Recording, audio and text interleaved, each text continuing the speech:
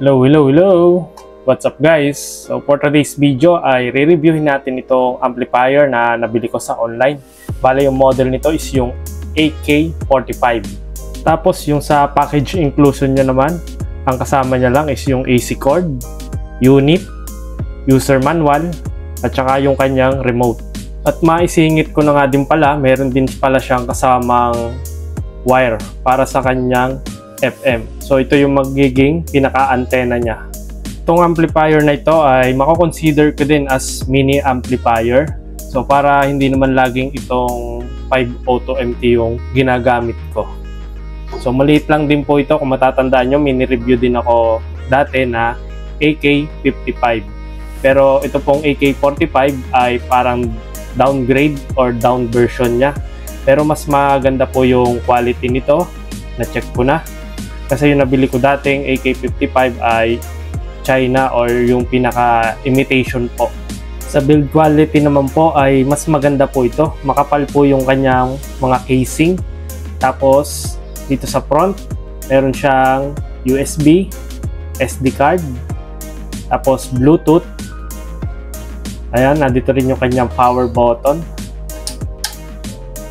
Yung kanyang treble, knob, bass, tapos mic volume. Yun nga lang, wala siyang effects or yung echo. So meron siyang dalawang mic input. Tapos dito naman yung LCD niya. Tapos ito yung sa remote sensor. Okay, ito naman yung mga buttons niya para sa ating USB. At yung kanyang volume. So meron po itong ilaw na kulay blue.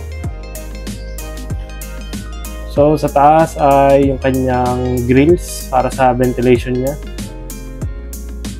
Okay, sa gilid ganun din, may pasingawan siya. Tapos sa baba ay meron siyang 4 na rubber foot. Dito naman sa likod, okay, nandito yung kanyang socket para sa FM antenna. Audio input, so yun, wala siyang output, sayang. Speaker output 4 to 16 ohms. And then meron din siyang DC input. So maganda itong features na to para magamit nyo sa sasakyan kung gusto nyo lang. 12 volts up to 5 amp yung minimum niya. Tapos syempre ito yung ating AC power input. At ayun guys, upon may checking sa manual ay wala akong nakitang wattage kung ilang watts.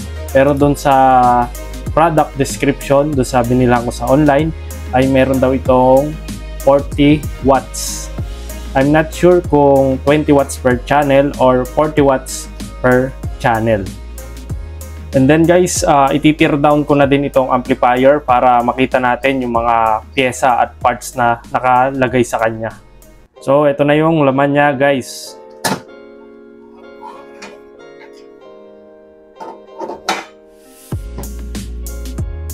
So, ayan, konti lang. Pero, mabigat din naman siya. Okay, mo-montage na lang natin.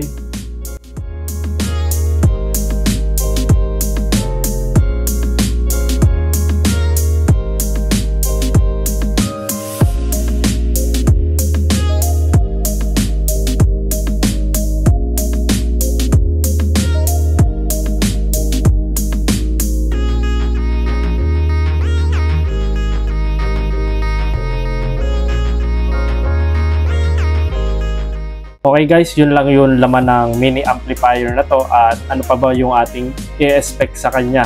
Pero mas maganda kung tetestingin natin to sa actual, kung okay nga ba to, kung malakas din. Ayun, bali na-set up ko na yung ating amplifier at ang pinapadrive ko sa kanya is dalawang surround speaker na 20 watts. At ito naman yung welcome tone pag binuhay na natin yung amplifier.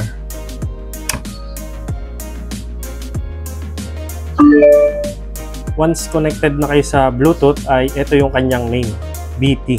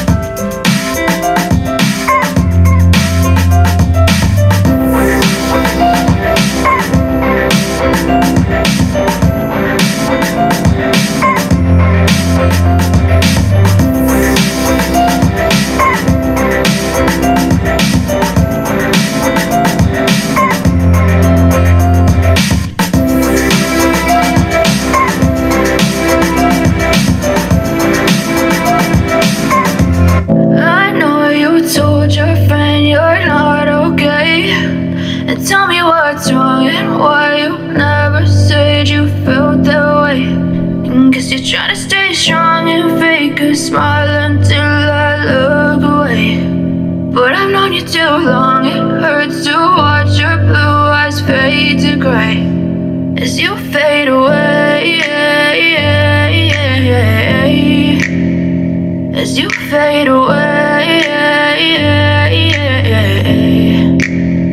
Yeah, I'm about to fade away, cause every time I wake up I feel like it's Monday. Something's going wrong with all the chemicals up in my brain. All of a sudden I don't look at anything the same way. Gotta build up of my thoughts sitting in an ashtray. I'm sorry that I'm so inconvenient, okay. Just let me be me and I'll stay out of your way. I can see the way you look at me, I'm such a disgrace. I never really asked to be brought into this place. You wanna love me? Well then baby I have a taste. All the highs and the lows, no you'll never be the same. I don't really wanna hurt you, but I can't control the pain. If you're sticking by my side, maybe we could be okay. Okay, maybe you could be the change I need today. I promise that I've never felt. Okay guys, yun ang ating sound test dito sa AK45 amplifier. So kung ako ang tatanungin ay okay naman po siya. Goods na goods. Maganda siya guys gamitin kung meron kayong mga Japan surplus or yung mga classic na speaker. Kasi mga low wattage lang ito at kayang-kaya ng amplifier. So ano naman po yung mga hindi ko nagustuhan dito ay kung gagamitin nyo siya pang videoke ay wala po siyang echo. Tapos yung kanyang FM naman po ay sadly ay mahina po talaga sumagap. So ano naman po yung mga goods at positive para sa akin sa amplifier na to? Yung design po niya maganda po. Tapos yung build quality ay hindi halatang mumurahin po. Tapos malakas din po siya. So by the way guys, kung gusto nyo umorder ng ganitong amplifier ay ilalagay ko na lang sa description box yung link.